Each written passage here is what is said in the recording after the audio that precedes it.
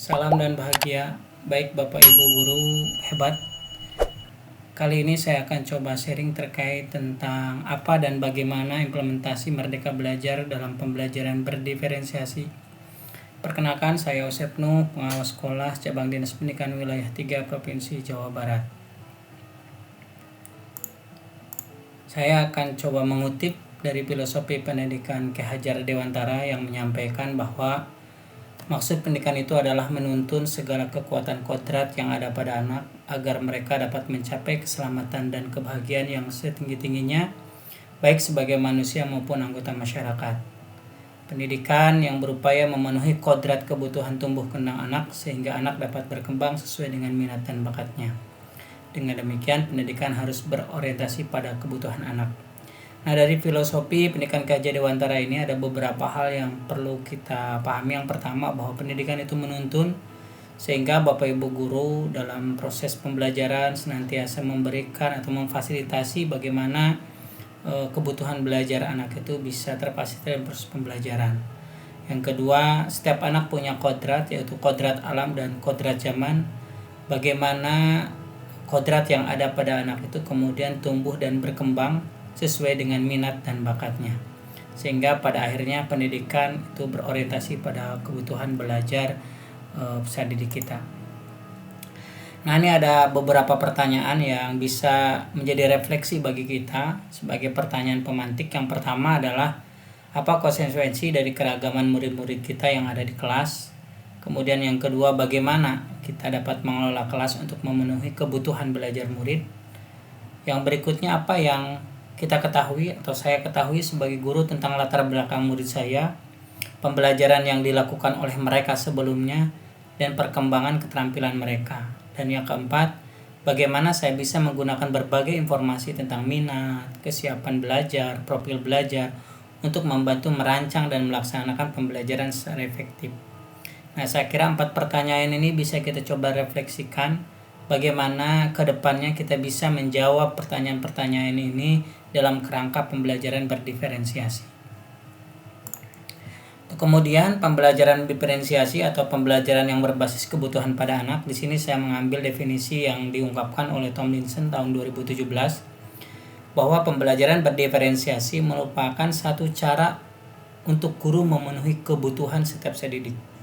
Karena pembelajaran berdiferensiasi adalah proses belajar mengajar di mana peserta didik dapat mempelajari materi pelajaran sesuai dengan kemampuan, apa yang disukai dan kebutuhannya masing-masing, sehingga mereka tidak frustasi dan merasa gagal dalam pengalaman belajarnya. Jadi dari pengertian yang disampaikan oleh Tomlinson ini, jadi pembelajaran berdiferensiasi itu merupakan bagaimana cara guru memenuhi kebutuhan belajar siswa, atau dalam beberapa istilah disebutnya way of thinking. Jadi cara berpikir, jalan berpikir guru bagaimana agar kebutuhan belajar siswa itu terpenuhi. Nah, kira-kira apa saja nanti kebutuhan belajar itu bisa dilihat dari kemampuannya, apa yang disukainya, minatnya, ataupun apa kebutuhan belajarnya. Itu yang diambil dari Tomlinson. Kemudian ada beberapa ciri dari pembelajaran berdiferensiasi. Yang pertama, bersifat proaktif, di mana guru memiliki kegiatan untuk menggali berbagai informasi dari peserta didik, baik itu tadi minatnya, kebutuhan belajarnya, ataupun kemampuannya. Yang kedua, menekankan kualitas daripada kuantitas. Jadi ketika nanti dalam pembelajaran, pada saat Bapak Guru menemukan ada siswa yang ternyata setelah diberi misalkan 5 soal bisa menyelesaikan, tentu bukan ditambah dengan soal yang baru, tapi tentu diberikan bagaimana challenge terkait problem-problem yang tingkatnya mungkin berbeda dengan sebelumnya. Itulah yang disebut dengan kualitas. Bukan terkait banyaknya task atau banyaknya langkah yang soal-soal yang diselesaikan, tapi bagaimana kualitasnya itu terus meningkat. Yang berikutnya adalah berakar pada asesmen, yang berarti bahwa apa yang kita lakukan berdasarkan dari hasil asesmen awal atau asesmen diagnostik. Nanti Bapak Ibu mengenal akan ada asesmen diagnostik kognitif dan non-kognitif. Nah, jadi pembelajaran berdiferensiasi ini bisa kita awali dengan melakukan asesmen tersebut. Kemudian menyediakan berbagai pendekatan. Tentu kita mengenal ada banyak pendekatan yang bisa kita gunakan, seperti pendekatan kooperatif, problem solving, kemudian project dan sebagainya. Tentu pendekatan yang nanti diimplementasikan melalui model pembelajaran, kemudian strategi, metode dan sebagainya itu perlu kita implementasikan. Yang kemudian berorientasi pada sidik jelas apa pembelajaran berdiferensiasi ini berakar dari kebutuhan belajar siswa, sehingga kita harus berorientasi pada apa yang dibutuhkan oleh siswa, bukan apa yang menurut kita itu sesuai, tapi bagaimana kebutuhan belajar siswa itu yang harus terfasilitasi. Yang berikutnya adalah campuran pembelajaran individu dan klasikal, sehingga nanti dalam proses pembelajarannya Bapak Ibu harus memuat langkah-langkah pembelajaran bagaimana kebutuhan belajar secara individunya terpenuhi dan secara klasikal atau berkelompok, sehingga nanti akan ada kegiatan-kegiatan atau penugasan individu dan penugasan berkelompok. Kemudian bersifat hidup, di mana harapannya pembelajaran berdiferensiasi ini menumbuhkan kolaborasi, baik kolaborasi antara guru dengan peserta didik ataupun peserta didik dengan peserta didik. Jadi ini beberapa ciri dari pembelajaran berdiferensiasi. Yang berikutnya adalah bagaimana prinsip-prinsip pembelajaran berdiferensiasi. Setidak-tidaknya ada 5 hal. Yang pertama, lingkungan belajar. Jadi dalam pembelajaran berdiferensiasi, lingkungan belajar itu menjadi peranan yang penting. Bagaimana guru mampu memfasilitasi lingkungan belajar yang sesuai dengan kebutuhannya. Yang berikutnya adalah kurikulum yang berkualitas. Bagaimana pembelajaran yang dilakukan itu melatihkan keterampilan ABA 21. Berpikir kritis, kreatif, kolaborasi, kemudian juga mampu meningkatkan levelnya, misalkan C3, C4, C5, C6 dan seterusnya. Kemudian asesmen berkelanjutan. Artinya asesmen berkelanjutan ini ketika Bapak Ibu nanti melakukan asesmen diagnostik, kemudian dijadikan dasar dalam implementasi pembelajaran, kemudian akan ada lagi asesmen nanti di akhir sebagai refleksi dan tindak lanjut. Dan seperti itu seterusnya, sehingga pembelajaran siswa itu akan terus bertahap jadi lebih baik. Yang berikutnya adalah pembelajaran yang responsif, di mana di situ pembelajaran akan terjadi 2 arah, artinya antara guru dan siswa, kemudian siswa dengan siswa, ataupun dengan lingkungan belajar. Jadi harapannya pembelajarannya bersifat pada student center lah. Kemudian kepemimpinan dan rutinitas di kelas, di mana melalui pembelajaran diferensiasi ini kita akan juga memunculkan kepemimpinan siswa di kelasnya. Makanya nanti ada pembelajaran berkelompok. Bagaimana dinamika kelompok itu tumbuh, bagaimana keterampilan berkolaborasi, berbagi, sharing dan seterusnya. Itu menjadi rutinitas dalam kegiatan pembelajaran berdiferensiasi. Nah, ini adalah beberapa prinsip yang nanti bisa terlihat dari proses pembelajaran berdiferensiasi. Yang berikutnya adalah keragaman peserta didik. Jadi kalau tadi kebutuhan belajar, tentu kebutuhan belajar itu akan dilihat dari bagaimana keragaman kebutuhan belajarnya. Setidak-tidaknya kita bisa melihat dari 3 hal. Yang pertama adalah kesiapan belajar. Jadi kesiapan belajar ini bagaimana ketika siswa akan masuk ke kelas kita, materi-materi sebelum yang telah dia pahami seperti apa. Makanya dalam tahapannya itu diawali dengan asesmen diagnostik kognitif, di mana kita ingin tahu bagaimana kesiapan belajar, apakah anak sudah paham untuk materi yang akan kita ajarkan, atau yang belum paham, atau tidak paham sama sekali. Sehingga nanti dalam proses pembelajarannya kita bisa melihat siswa-siswa rata-rata di kelasnya itu apakah terkategori belum paham, sudah paham, atau memang tidak paham sama sekali. Sehingga nanti awal dari pembelajaran kita bisa melihat dari secara umum rata-rata di kelas. Yang berikutnya adalah profil atau gaya belajar. Kita juga bisa melihat bahwa di kelas itu kan sangat heterogen, berbagai jenis dan gaya belajar. Karena kita sendiri juga mungkin sebagai individu punya gaya belajar yang berbeda-beda. Nah, profil atau gaya belajar ini perlu kita akses ke siswa agar kita tahu bagaimana nantinya proses pembelajaran diferensiasi sesuai dengan kebutuhan belajar mereka. Contoh, ketika ada anak senang pembelajaran auditori, mendengarkan, kita bisa berikan pada mereka materi-materi pembelajaran berupa suara seperti podcast dan sejenisnya.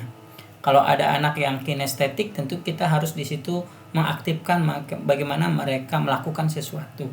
Kalau visual, tentu melalui bahan tayang.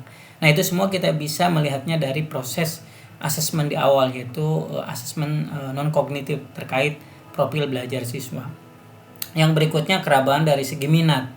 Tentu setiap anak individu itu punya minat belajar yang berbeda. Contohnya ada anak yang senang mungkin terkait olahraga, kesenian, sains, matematika, sejarah dan seterusnya. Nah, keragaman minat itu bisa kita jadikan sebagai input untuk memberikan proses pembelajaran sesuai dengan minatnya. Sebagai contoh, kalau di mata pelajaran bahasa mungkin akan ada teks prosedur atau teks narasi, deskripsi dan sebagainya. Nah, kita bisa mengambil topik-topik yang sesuai dengan minat mereka, tapi tentu dengan kerangka pembelajaran yang sama. Nah, itu adalah beberapa yang perlu diperhatikan terkait bagaimana keragaman usaha didik kita untuk memenuhi kebutuhan belajarnya. Nah, yang berikutnya adalah apa sih yang harus kita didiferensiasikan? Dari berbagai literatur sebenarnya ada 4 atau 5. Mungkin di sini kita fokuskan pada 3 hal saja. Yang pertama adalah diferensiasi konten, kemudian proses dan produk. Apa itu diferensiasi konten? Jadi diferensiasi konten itu bagaimana Bapak Ibu guru menyajikan materi yang bervariasi. Jadi dalam pembelajaran kita tidak hanya satu bentuk materi saja. Contoh, dalam pembelajaran IPA misalkan kita hanya menggunakan gambar untuk menjelaskan sebuah teori atau fenomena dan sebagainya. Itu berarti kurang bervariasi. Makanya dalam pembelajaran kita bisa gunakan gambar, video, audio, kemudian bagaimana melakukan sesuatu. Itu adalah diferensiasi konten. Kemudian menggunakan kontrak belajar. Nah, konten juga salah satunya di awal kita sepakati kontrak belajar kita seperti apa. Kemudian menggunakan berbagai moda pembelajaran. Bisa secara flip classroom, misalkan kita menyediakan bahan-bahan ajar yang bisa diakses secara daring. Itu pun termasuk salah satu diferensiasi secara konten. Yang berikutnya adalah diferensiasi proses. Nah, pada diferensiasi proses ini di mana kegiatan yang di kelompok usaha didik berdasarkan tadi kesiapan, minat, dan juga profil. Jadi bagaimana proses belajar mereka di dalam kelas. Nah, itulah kita diferensiasikan. Tentu diferensiasi yang dilakukan itu akan sesuai dengan keadaan siswa kita, kebutuhan belajar siswa kita. Sebagai contoh misalkan kita ambil profil gaya belajar. Maka dalam mengakses materi dalam kegiatan pembelajaran kita bisa bedakan. Ada anak yang senang untuk misalkan melakukan proses belajar dengan cara kita sajikan proses untuk gaya belajar auditori, berbagai konsep yang sudah kita rekam dan sebagainya. Kemudian kalau visual kita sajikan gambar dan sebagainya. Kalau yang kinestetik melakukan, nah itu semuanya dalam prosesnya bisa di-blended sehingga berbagai kebutuhan itu terfasilitasi. Yang berikutnya adalah produk. Produk ini adalah hasil akhir dari pembelajaran. Nanti produk ketika ada anak misalkan di akhir itu kita berikan penugasan membuat sesuatu, maka berikan kebebasan mereka untuk memilih produk seperti apa. Bisa produknya misalkan gambar 2 dimensi. Contoh misalkan anak ada tugas mempresentasikan hasil karya. Nah, ketika mempresentasikan hasil karya maka berikan kebebasan untuk memilih misalkan 2 dimensi, 3 dimensi berupa podcast ataupun pertunjukan. Sehingga di situ mereka akan memilih sesuai dengan tadi apakah gaya belajarnya atau profil belajarnya, sehingga nanti mereka akan memilih sesuai dengan profil belajar masing-masing. Nah, ini adalah 3 hal yang menjadi elemen yang didiferensiasikan dalam pembelajaran berdiferensiasi. Nah, yang berikutnya bagaimana sih kita melakukan pembelajaran atau mengimplementasikan pembelajaran berdiferensiasi? Setidaknya ini berdasarkan hasil kajian saya ada 4 langkah. Yang pertama, perencanaan. Jadi perencanaan ini nanti Bapak Ibu akan melakukan identifikasi kompetensi yang ingin dicapai usaha didik. Tentu identifikasi kompetensi bisa kita lihat dari kompetensi dasar, atau kalau di kurikulum Merdeka tentu capaian pembelajaran, tujuan pembelajaran itu adalah identifikasi terkait kompetensi. Yang kedua, kompetensi itu tentu akan diturunkan dalam kegiatan pembelajaran melalui rencana pelaksanaan pembelajaran. Nanti tujuan spesifiknya apa, misalkan di pertemuan hari itu, bentuk asesmen apa, evidence apa yang nanti harus muncul di usaha didik, sampai kegiatan pembelajaran apa yang mampu memfasilitasi itu semua. Nah, ini adalah pada proses perencanaan. Yang berikutnya adalah kita lakukan asesmen awal sebagai input nanti untuk memberikan pembelajaran yang sesuai dengan kebutuhan. Nah, asesmen awal ini biasanya berupa asesmen diagnostik baik itu kognitif ataupun non-kognitif. Kalau kognitif Bapak Ibu bisa melakukan berdasarkan panduan yang ada dari Kemendikbud itu bisa memberikan 10 soal misalkan. Nanti ada 2 soal itu pada level yang sekarang akan diajarkan, 6 soal itu pada soal-soal satu level sebelumnya dan 2 soal di 2 level sebelumnya. Ataupun Bapak Ibu gunakan soal-soal yang memang di situ mampu Bapak melihat atau menunjukkan materi prasyaratnya terpenuhi atau tidak. Jadi asesmen diagnostik kognitif ini untuk memastikan bahwa peserta didik kita siap untuk belajar untuk materi-materi yang akan kita ajarkan, sehingga perlu ketahui materi-materi prasyarat ataupun materi-materi yang menjadi dasar dari yang akan kita ajarkan. Yang kemudian kalau non kognitif tadi terkait misalkan gaya belajar, minat belajar, bagaimana daya dukung belajar dia di rumah, itu pun perlu kita ketahui. Sehingga dari asesmen awal ini nanti kita akan lihat apakah perencanaan yang kita lakukan itu sudah sesuai atau belum. Nah, yang berikutnya adalah pelaksanaan. Nah, pada saat pelaksanaan tentu Bapak Ibu harus melihat bagaimana identifikasi elemen diferensiasi, baik itu konten, proses ataupun produk itu sesuai dengan asesmen awal. Kemudian laksanakan pembelajaran sesuai dengan analisis kebutuhan belajarnya. Nah, kemudian setelah pelaksanaan kita perlu mengevaluasi nih bagaimana refleksi dari proses pembelajaran sampai didik. Kita bisa nanyakan ke mereka, apakah pembelajaran sudah dilakukan itu sudah memenuhi kebutuhan belajar mereka? Apakah mereka menjadi merasa termotivasi, lebih menyenangkan dan seterusnya. Tentu dari guru juga kita perlu refleksi apakah yang kita lakukan sudah sesuai dengan perencanaan atau belum. Nah, nanti dari refleksi itu kita lakukan tindak lanjut untuk memperbaiki di pembelajaran berikutnya. Jadi setidak-tidaknya 4 langkah ini saya kira sudah bisa memandu kita untuk mengimplementasikan pembelajaran diferensiasi. Nah, Bapak Ibu, pada bagian ini kita bisa melihat apa yang bisa dilakukan pendidik untuk mendesain pembelajaran berdiferensiasi. Yang pertama, ini contoh saja. Ketika diferensiasi konten atau materi, maka materi pembelajaran disesuaikan dengan kesiapan peserta didik berdasarkan kompleksitasnya. Jadi dari 3 pertimbangan tadi, keragaman belajar itu dari persiapan atau kesiapan, kemudian dari profil, kemudian dari minat. Maka contoh ini kalau diferensiasi konten berdasarkan kesiapan belajar, berdasarkan kompleksitasnya. Misalkan kompetensi yang akan dicapai yaitu mengurutkan dan membandingkan bilangan bulat terkait dengan dalam keseharian. Maka pendidik dapat melakukan diferensiasi terhadap pemahaman konsep bilangan bulat peserta didik di kelas. Jadi artinya nanti bisa digradasikan kompleksitasnya dari yang mudah, sedang, dan sulit sesuai dengan kesiapan belajar. Tentu kesiapan belajar tadi bisa diketahui dari asesmen diagnostik yang kognitif. Yang kedua, diferensiasi proses, yaitu metode atau strategi. Di sini proses pembelajaran disesuaikan dengan kemampuan penerimaan keterampilan peserta didik. Misalnya kompetensi memahami gaya dan tekanan. Maka kita bisa melakukan diferensiasi prosesnya. Pertama, pendampingan praktik yang dilakukan peserta didik secara langsung, kemudian modeling praktik bisa menggunakan virtual atau simulasi dan seterusnya. Kemudian memberikan pertanyaan mantik untuk mandiri. Jadi ada berkelompok, ada yang secara individunya. Kemudian yang diferensiasi produk ini adalah hasil-hasil kegiatan pembelajaran. Contohnya menceritakan nilai-nilai luhur yang didapatkan dalam teks narasi ini untuk di bahasa. Maka pendidik dapat melakukan diferensiasi produk hasil belajar siswa melalui misalkan anak membuat bahan tayang visual, atau alternatif keduanya membuat podcast atau membuat audio visual atau pergelaran. Nah, dari produk-produk ini tetap Bapak Ibu harus punya kriteria yang sama. Artinya kriteria yang mampu menjembatani berbagai produk yang dihasilkan oleh peserta didik kita. Nah, ini beberapa contohnya, contoh-contoh lain gitu ya. Pembelajaran berdiferensiasi konten, misalkan seorang guru IPA kelas 4 SD sedang mengajarkan mengenai ekosistem. Setelah melakukan analisis profil atau gaya belajar dan kebutuhan peserta didik, guru memberikan materi sesuai dengan profilnya. Jadi di sini diferensi konten berdasarkan pertimbangan profil atau gaya belajar. Maka ada yang audiovisual, diberikan video pembelajaran. Ada yang kinestetik, diberikan penugasan atau mengobservasi lingkungan. Ada yang audio, mendengarkan lagu tentang makhluk hidup. Itu untuk siswa-siswa SD itu akan sangat menarik ya.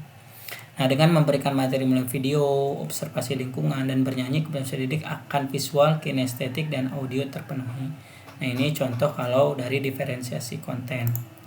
Nah, diferensiasi proses, misalkan di kegiatan mata pelajaran matematika tentang satuan ukur, peserta didik dapat mencoba menggunakan mistar untuk mengukur panjang suatu objek yang disesuaikan dengan minatnya. Misalkan kalau kelompok yang suka terkait alam, maka silahkan untuk mengeksplor alam yang ada di sekitarnya. Misalkan mengukur lingkar pohon, tinggi tanaman dan seterusnya.